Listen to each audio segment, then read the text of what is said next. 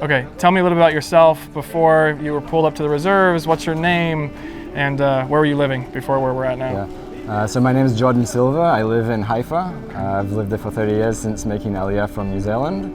I go to a local congregation, and basically I've been doing Miluim since I finished the army in 2009, Wow. so that's coming up about 15 years of reserves. And yeah, like I think everybody, October 7th caught us really off guard and just in shock. And I think, you know, it really did, it brought everybody together in a way that like everybody wanted to come and fight for our homeland and fight for the citizens and for the families that were going through the atrocities. So I think everybody came here with like full of morale and wanting to come and fight back and take back what's ours. Yeah. So you were pulled up into reserves, but they pulled up so many reserves they didn't have the right gear to fit everyone that they pulled up. Is that right? So they say that they recruited about 300,000+ recruits, reservists, and you know, you can think about the logistics of that. And recruiting so many in one day, like also food-wise, equipment-wise, logistic-wise, everything was just a big mess for the first like few days, week, until things started to come right. And you know, you can see how that reflects equipment-wise and on everything. So you were an active reserve without vests. Can you explain what that felt like, and then what it feels like now to have the right protective gear? So usually reservists have like less good gear because we usually do training and you know, guiding out, like, take outposts like this, serve in outposts. Usually where the threat level isn't as high as it is now in war, so obviously the equipment is prioritized to the mandatory service guys. So yeah, obviously we came here and we've been here for a few weeks doing operational missions and guarding the sector.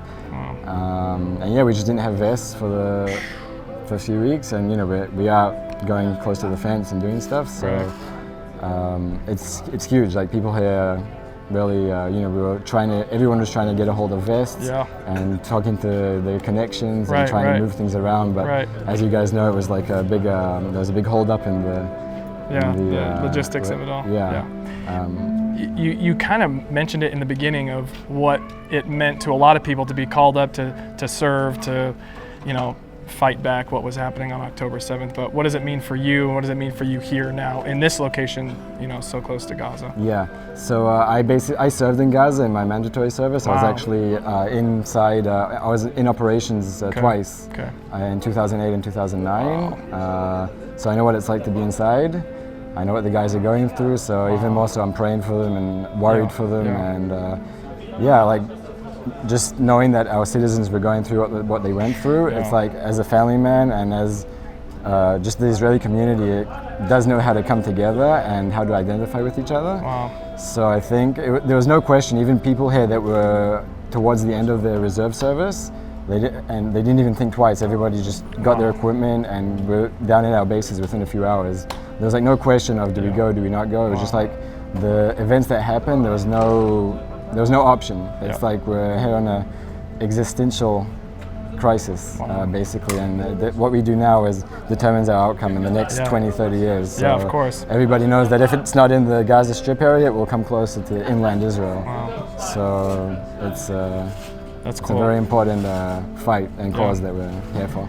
Thank you for opening up and sharing all about your experience. If there was 30 seconds of what you could say to everyone around the world who supports Israel, who is praying for soldiers, for hostages, for those that have been affected by the tragedies of October 7th, what would you say to them? What would you encourage them with? So I'd like to try to talk I'd like to keep it. I think that I can speak for everybody saying that in a time where we feel like so alone and isolated from many countries in the world, getting the support and feeling the hugs and, you know, support of countries all around, of certain countries in the world is very important, from the few ones that do support us, and it gives us a lot of hope and strength and like a backwind to keep on going, knowing that we're not alone and that we have friends and supporters out there to help us in times like this where Israel does need your help. So from talks I've had with everybody here in the past weeks, I can tell you confidently that people are very happy and appreciative of everything that's coming in, whether it's food, equipment, and just videos and support. It's a big morale boost, and it's going to keep us moving forward for however long it takes. If it's another month or 2 months, we're here for the long run and for however long it takes. So we thank you and hope we can meet you one day and repay the favor. Amazing. Jordan, thank you so much. Thank you very much. Seriously. Thanks for your service and everything you guys are doing. Of course, Keep thank you Israel very safe much. and citizens, and it means a lot. Thank you very Appreciate much. you, bro.